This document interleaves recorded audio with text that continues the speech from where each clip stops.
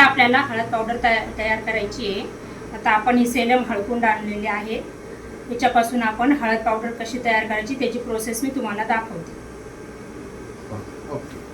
बोल। चला आता आपलं पाणी उकळले, आपण ही हळद आता गरम उकळत्या पाण्यात टाकणार आहोत।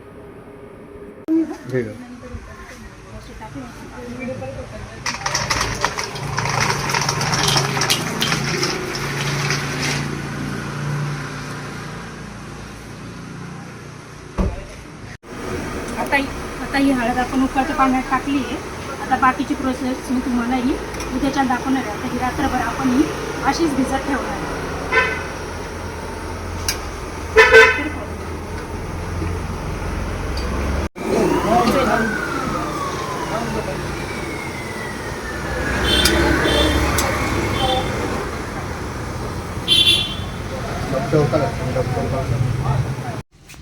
आता आपण ही काल गरम पाण्यात भिजवलेली हळद आहे, ही आता आपण फोडून बारीक करणार आहे। हिचे 3-4 दिवस ही उन्हामध्ये सुकवणार आहे।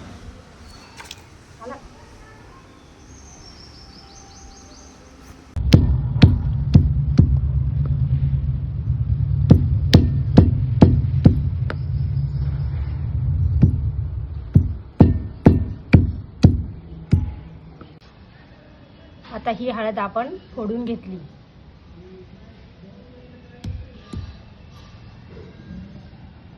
आता ही हळद आपण 4 दिवस कडक उन्हात वाळून घेणार आहोत।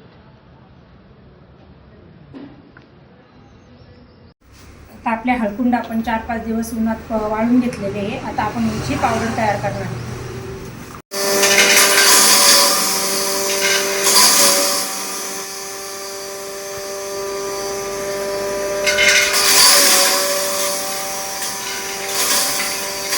आता आपली हळद पावडर पारंपरिक पद्धतीने तयार झालेली आहे। तुम्ही कलर बघू शकता। जर कोणाला पाहिजे असेल तर खालील नंबरवरती संपर्क करा।